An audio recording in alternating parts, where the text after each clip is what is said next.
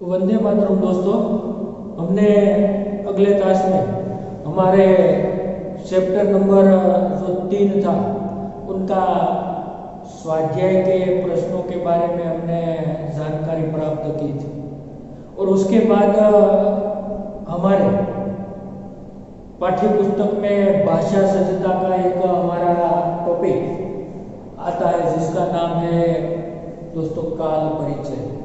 तो काल परिचय क्या होता है, काल क्या होता है उसके बारे में हमें पहले जानकारी प्राप्त कर लेनी जरूरी है। तो हमारे जीवन में दोस्तों काल यानी कि समय जो हमारे जीवन में समय एक ऐसी वस्तु है, समय एक ऐसी चीज है जो कभी रुकती नहीं है, वह चलती ही रहती है। समय हमेशा के लिए परिवर्तनशील है, यानी कि हमारे जीवन में जो समय हमने व्यतीत कर दिए, हमारे जीवन का समय जो बीत गया है उसे हम समय एक काल के रूप में देखते हैं और हम हमारे जीवन में जो समय व्यतीत करते हैं उसे भी एक काल के रूप में जानते हैं। और अब हमारे जीवन में आने वाला समय, जो आने वाला समय है उसे भी हम एक काल के रूप में जानते हैं। तो दोस्तों क्रमशः हम काल को 3 भाग में विभाजित कर सकते हैं। हमारे जीवन में हम काल को 3 विभाग, यानी कि हमारे जीवन में जो समय हमने व्यतीत कर दिया है, यानी कि जो समय हमारे जीवन में आकर बीत चुका है, जो बीता हुआ है उसे हम भूतकाल कहेंगे। क्या कहते हैं? भूतकाल।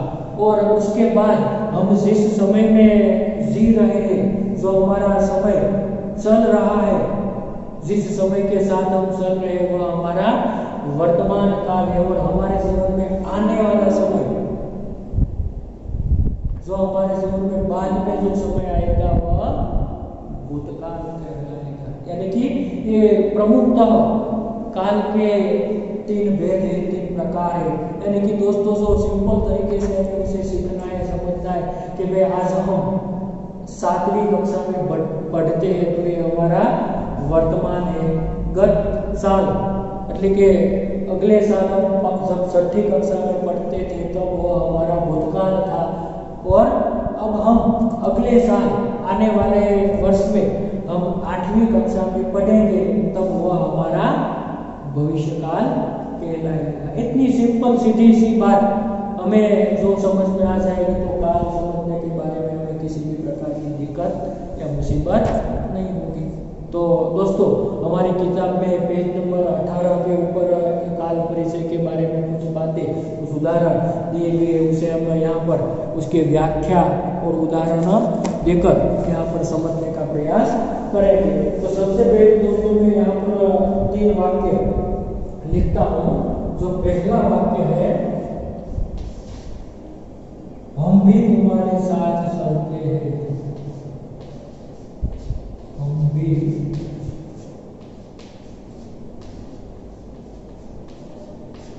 तुम्हारे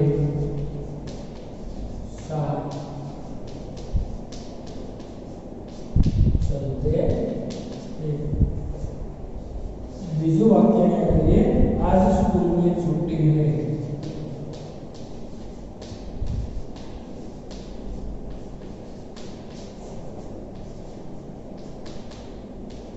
आज स्कूल में छुट्टी है। तीसरा वाक्य है, रमेश बाग में खेलता है, रमेश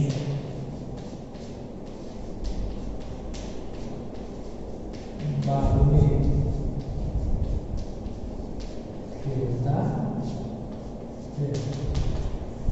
तो यहाँ जो मैंने ये 3 उदाहरण यहाँ दोस्तों लिखा है, इन तीनों उदाहरण में हम यहाँ पर जो रेखांकित शब्द चलते हैं, छुट्टी है, खेलता है, इन तीनों उदाहरण में ये जो रेखांकित शब्द है, चलते हैं, छुट्टी है, खेलता है, ये शब्द क्रिया हो रही है ऐसा बोध कराता है। कैसा बोध कराती है कि भाई हम भी तुम्हारे साथ चलते हैं।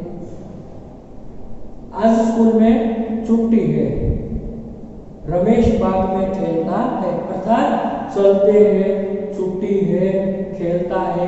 आ अपने क्रिया शुरू से अथवा तो ये शब्द से क्रिया हो रही है, क्रिया शुरू से एवं अपने बोध करावे से। त्यारे मित्रों खास करीने क्रिया के जिस रूप में क्रिया होती है या क्रिया हो रही हो ऐसा जब हमें बोध होता है तो हम ये इसे वर्तमान काल कहेंगे।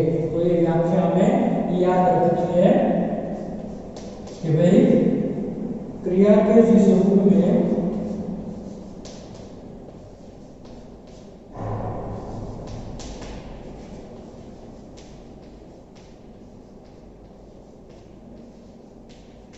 क्रिया के जिस रूप में क्रिया होती है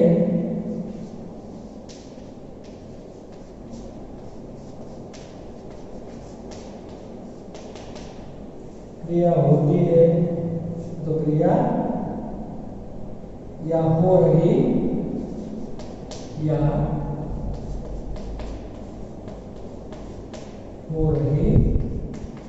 क्रिया होती है या हो रही हो ऐसा बोध होता हो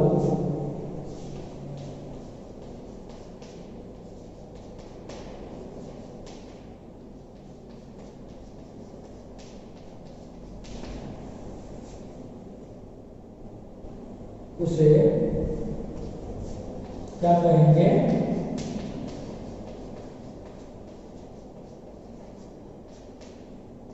वर्तमान काल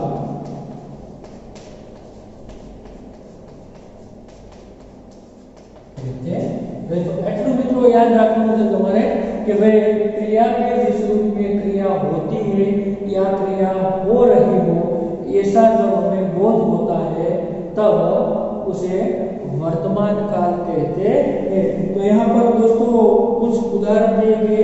मैंने उसे फूल दिया, मैं बाजार जाता हूँ, यानी कि क्रिया हो रही है, मैंने उसे फूल दिया तो क्रिया हो रही है, मैं बाजार जाता हूँ तो क्रिया हो रही है।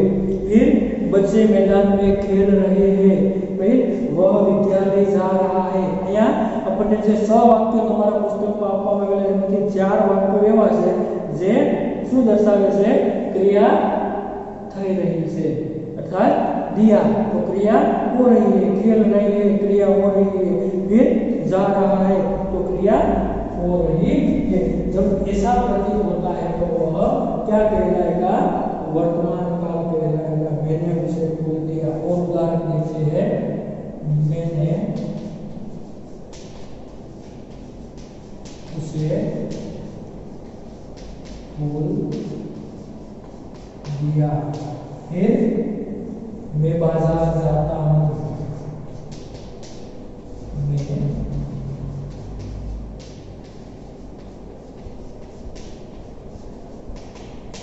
जाता हूँ, फिर बच्चे मैदान में खेल रहे हैं, बच्चे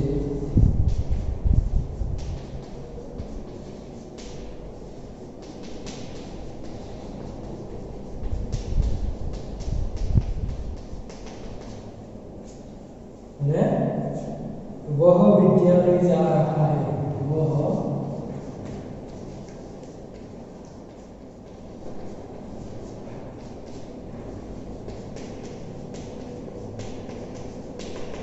અહીંયા આપણને આપવામાં આવેલા બધા જ વાક્યોની અંદર જોવો કે ભાઈ ક્રિયા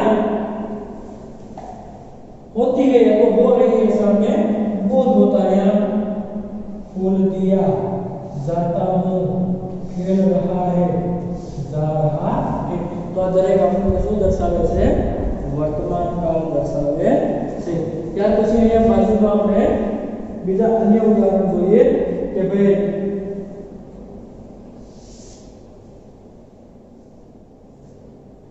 मीना कल मुंबई गई,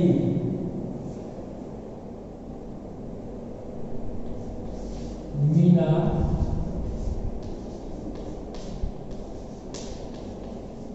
कल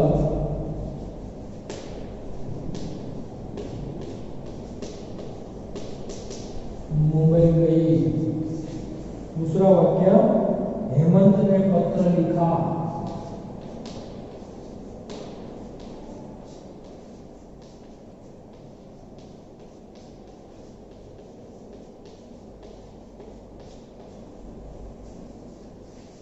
तीसरा वाक्य, माँ ने दिया जलाया।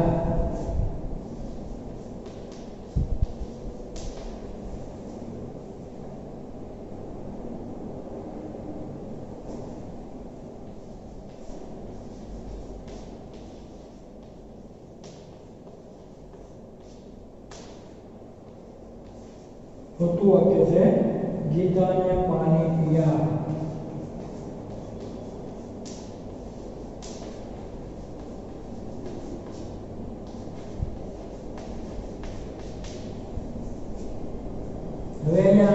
लिखा, जलाया,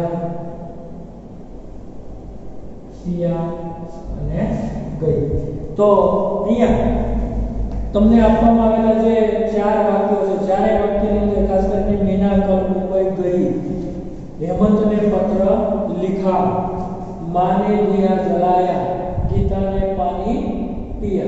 तो इन चारों वाक्यों में जो रेखांकित शब्द गई, लिखा, जलाया और पिया, वहां दोस्तों में क्रिया पूरी हो गई है ऐसा बोध होता है। देखिए यहाँ मीना कल मुंबई गई कि भाई मीना काले मुंबई गई, क्रिया पूरी થઈ ગઈ છે। हेमंत ने पत्र लिखा अर्थात हेमंते पत्र लखी लीधो એટલે કે લખવાની ક્રિયા અહીંયા પૂર્ણ થઈ ગઈ છે। માને દિયા જલાયા એટલે કે માએ દીવો પ્રગટાવ્યો, તો દીવો પ્રગટાવવાની ક્રિયા છે એ પૂર્ણ થઈ ગઈ છે। ગીતાને પાણી પી અર્થાત ગીતાએ પાણી પી લીધું છે। ટૂંકમાં ચારે ચાર વાક્યોની અંદર આપણને ક્રિયા જે છે એ પૂર્ણ થઈ ગયેલી હોય એવો આપણને બોધ થાય છે અથવા તો એવો આપણને ખ્યાલ આવે છે। તો મિત્રો અહીંયા આપણે એની એક વ્યાખ્યા સીધી કરશું। ભૂતકાળની અંદર કે ક્રિયા के शेष रूप से क्रिया हो गई है,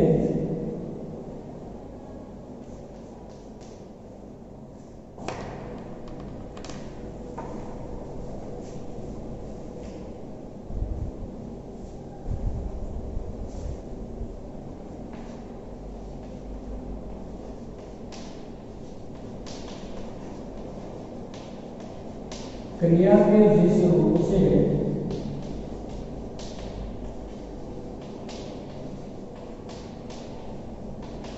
क्रिया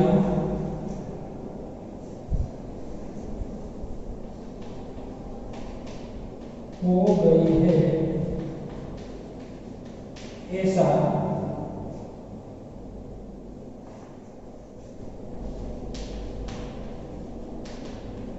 बोध होता हो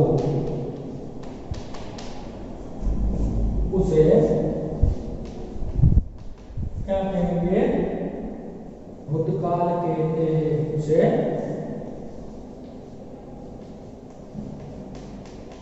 भूतकाल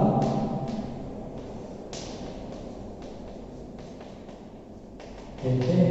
अर्थात મિત્રો વર્તમાન કાળની અંદર આપણે સોરી એટલું યાદ રાખવાનું હતું કે ભાઈ ક્રિયા થઈ રહી છે, જ્યારે ભૂતકાળની અંદર આપણે એવું યાદ રાખવાનું છે ક્રિયા થઈ ચૂકી છે અથવા તો क्रिया हो गई है ऐसा बोध होता है, जबकि वर्तमान में ऐसा बोध होता था कि क्रिया होती है या तो क्रिया हो रही है, जबकि भूतकाल में क्रिया हो चुकी है या तो क्रिया हो गई है। अर्थात कार्य से क्रिया से पूर्ण થઈ ગયું છે, પતી ગયું છે, પૂરું થઈ ગયું છે એવો જ્યારે આપણને બોધ થાય ત્યારે એને હંમેશા આપણે શું કહીએ છીએ? ભૂતકાળ કહેવામાં આવે છે। તો એકદમ સરળ અને સિમ્પલ બાબત છે મિત્રો, આપણને સરળતાથી ખ્યાલ આવી જશે। તો અહીંયા આપણને કેટલાક વાક્યો આપવામાં આવેલા છે। પહેલું વાક્ય છે કે ભાઈ मैंने उसे फल दिए, तो फल दी अर्थात क्रिया पूर्ण हो चुकी है। फिर पिताजी अखबार पढ़ रहे थे अर्थात पिताजी अखबार वांची રહ્યા હતા એવો સાબિત થાય કે ક્રિયા પૂર્ણ થઈ ગઈ છે। પછી ગાંધીનગર गुजरात में है तो ये वर्तमान काल का वाक्य हो जाएगा क्योंकि क्रिया हो रही है। ये चित्र आपको कल दूंगा, यहाँ भी नहीं, यहाँ अक्षर सूखा पड़ता है नहीं। પછી छठू हम पहले सूरत में रहते थे अर्थात क्रिया हो चुकी है। सोमनाथ ज्योतिर्लिंग में है, तो यहाँ 3 वाक्य आएंगे। मैंने उसे फल दिए, मैंने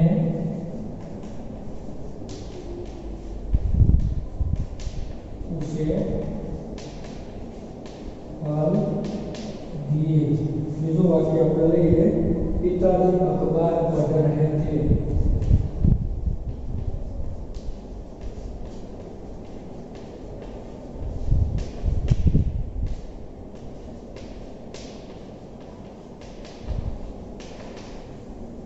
तीसરું वाक्य છેલ્લું वाक्य આપણે જોઈએ કે ભાઈ हम पहले सूरत में रहते थे।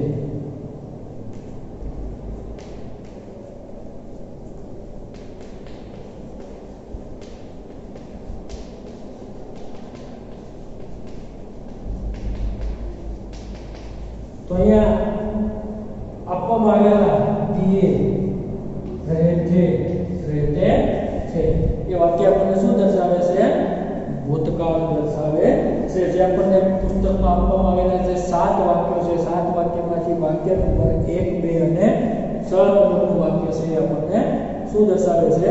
ભૂતકાળ દર્શાવે છે। તો આ રીતે વર્તમાન ભૂતકાળની માહિતી આપણે અહીંયા હવે પછી આપણે ત્રીજો ભાગ છે ભવિષ્યકાળ, એના વિશે માહિતી મેળવીએ। તો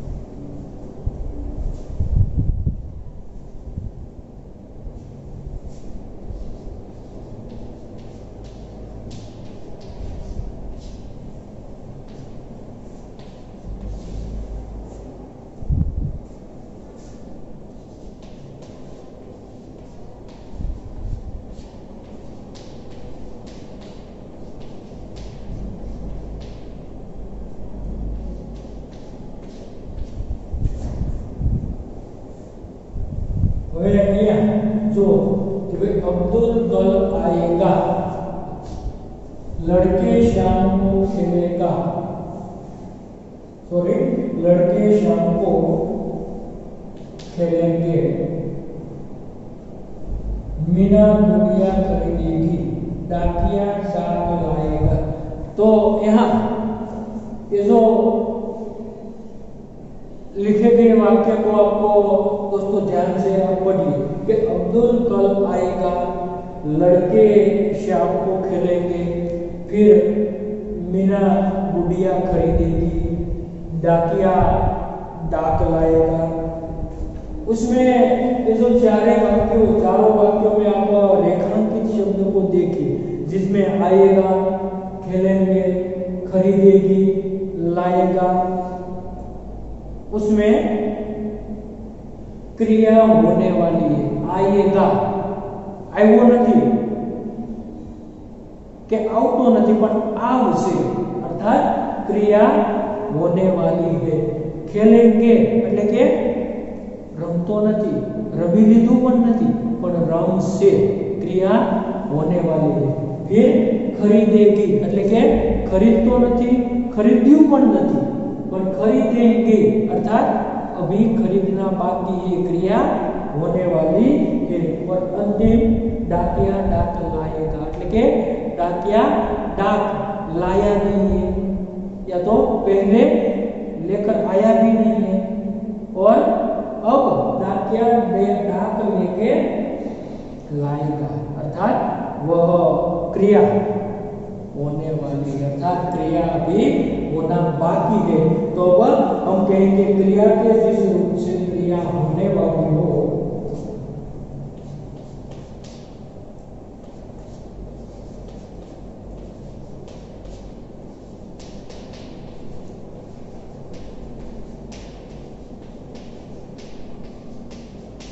क्रिया के जिस रूप से क्रिया होने वाली हो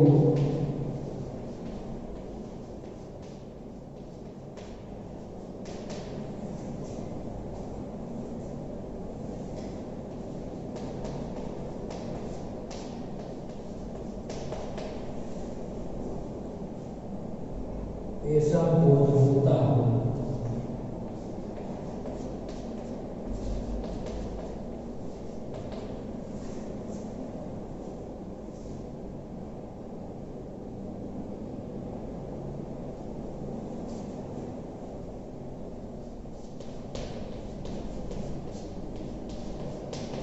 ऐसा बोध होता हो उसे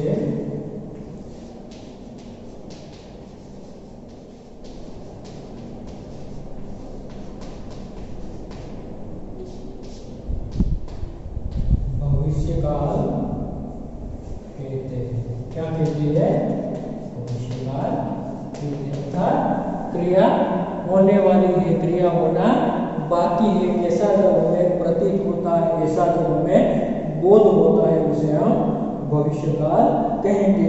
उसके नीचे दोस्तों प्रश्न एक के रूप में निम्नलिखित वाक्यों में से भविष्यकाल की जानकारी देने वाले शब्दों को रेखांकित कीजिए। तो ये मित्रों अपने કેટલાક વાક્યો આપવામાં આવેલા છે, બાગ માલી બાગ में से फूल चुनेगा, લખીએ છીએ માલી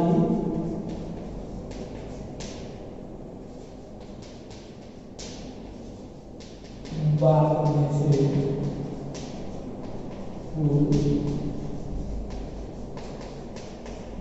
चुनेगा। दूसरा वाक्य लिखते हैं ट्विंकल कल कहानी की किताब लाएगी।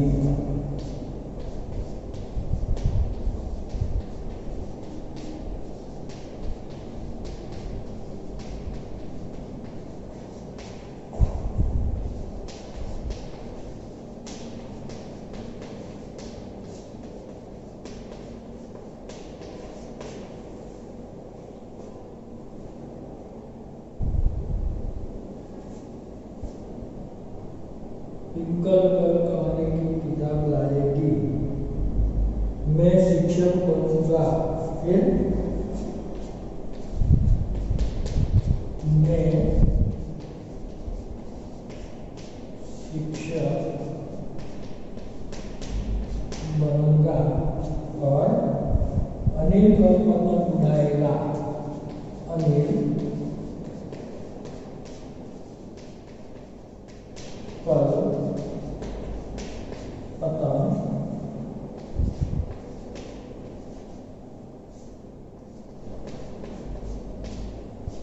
उड़ाएगा।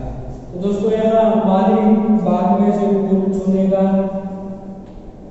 ट्विंकल कल कहानी की किताब लाएगी, मैं शिक्षक बनूंगा, अनिल कल पतंग उड़ाएगा।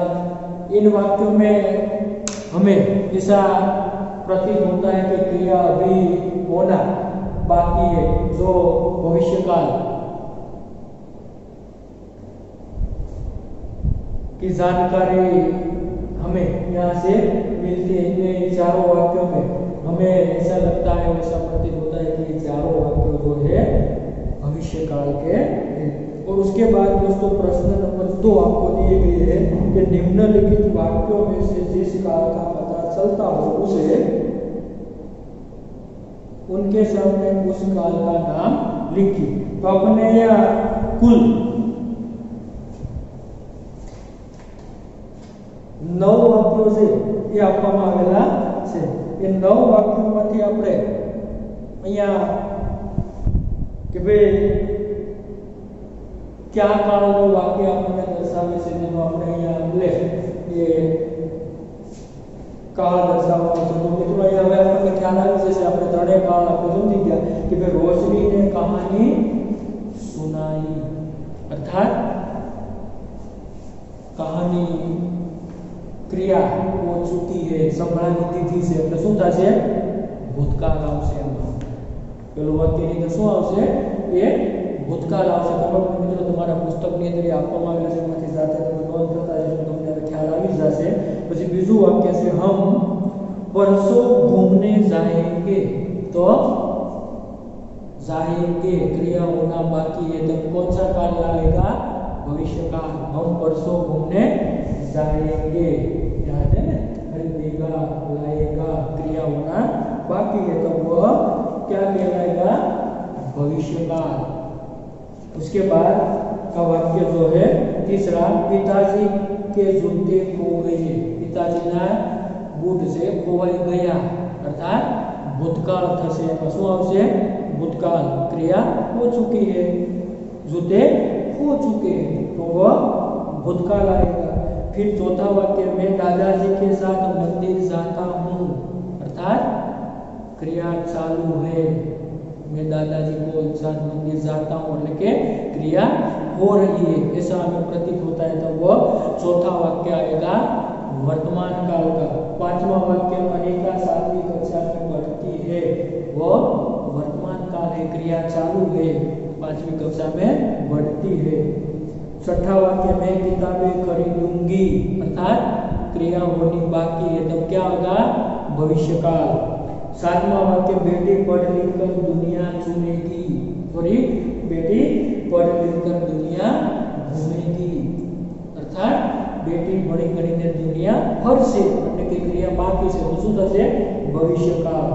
પછી આગળ हरि रहीम से बात कर रहा था बात થઈ ચૂકી છે ક્રિયા થઈ ગઈ છે તો વર્તમાન સॉरी ભૂતકાળ આવશે શું આવશે हरि रहीम से बात कर रहा था अर्थात ये वाक्य આપણને શું દર્શાવે છે भूतकाल दर्शावे છે। છેલ્લું વાક્ય मेरे पैरों में दर्द हो रहा था मेरे पैरों में दर्द हो रहा था तो ये શું આવશે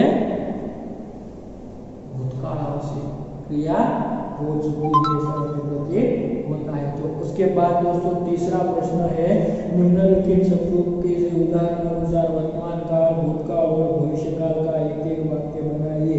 यहाँ पर दोस्तों उदाहरण दिया गया खेलना तो वर्तमान में मैं खेलता हूँ भूतकाल में शू कहवाय मैं खेलता था और भविष्य में शू कहवाय मैं खेलूंगा अर्थात એની અંદર એ ત્રણેય કાળ અંદર આપણને અહીં આપવામાં આવેલા છે કેટલા શબ્દો છે 5-6 શબ્દો છે પઢના ઉડેલના બટોરના लिखना सहलाना અને સરાહના। તો આ રીતે મિત્રો તમારી સાથે તમારે એ 6 વાક્યો છે 6 શબ્દો છે એના એક શબ્દના કુલ 3 વાક્ય એક વર્તમાન કાળનું એક ભૂતકાળનું અને એક ભવિષ્યકાળનું એટલે કે 6 શબ્દોના કુલ 18 વાક્યો જે છે એ 18 વાક્યો તમારે હોમવર્કની અંદર એ સરસ રીતે સારા અક્ષરે લખવાના રહેશે। જો અહીંયા હું તમને નોટ કરું છું કે ભાઈ પાઠ્ય પુસ્તકની અંદરથી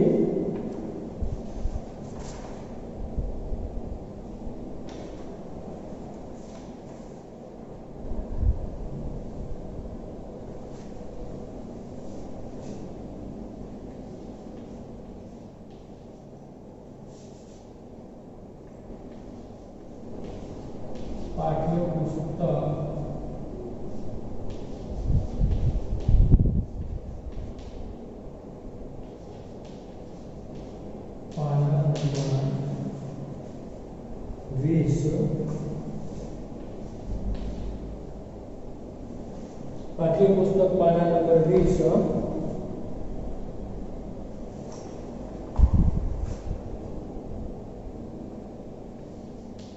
પ્રશ્ન નંબર 3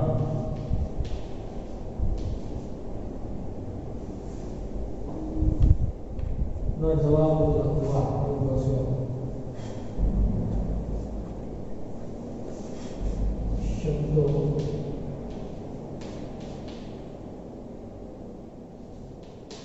કે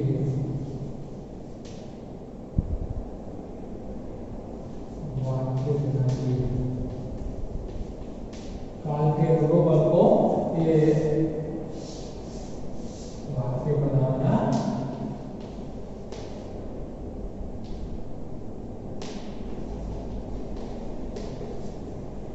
होमवर्क ની અંદર આપણે શું કર્યું પાઠ્યપુસ્તકની તરફ જે સમજ્યાનો પ્રશ્ન નંબર જે ત્રીજો છે એનો આપણે સંયોજનના 18 વાક્યો છે તમારે બુકની અંદર વ્યવસ્થિત રીતે સારા અક્ષરે લખી લેવાનું રહેશે અહીંયા આપણો જે ત્રીજો પાઠ અને વ્યાકરણનો આપણો ટોપિક છે કાલ પરિચય છે વિદ્યાર્થી મિત્રો આપણે અહીંયા પૂર્ણ કરીએ છીએ અને ત્યાં સુધી એટલે કે તમારો 6 તારીખથી તમારી જે એક્ઝામ છે પરીક્ષા શરૂ થઈ રહી છે ત્યાં સુધીનો તમારો અભ્યાસક્રમ છે એ પ્રકરણ નંબર 1 થી 3 પ્લસ સમજાવેલું શીખવેલું જે વ્યાકરણ છે તમામ અને કહાની લેખન નિબંધ લેખન અને પત્ર લેખનની અંદર તમને અગાઉ જે મોકલવામાં આવેલું જે સ્ટડી મટીરીયલ છે એને તમે ધ્યાનમાં લેશો એમાંથી તમને કોઈ નિબંધ પત્ર અને કહાની એ પૂછવામાં આવશે જે તમને અગાઉથી જ ત્રિમાસિક પરીક્ષા અને સહમાસિક પરીક્ષાની અંદર જે એ લેખન વિભાગનું મટીરીયલ મોકલી આપવામાં આવેલું છે જેમાંથી તમારે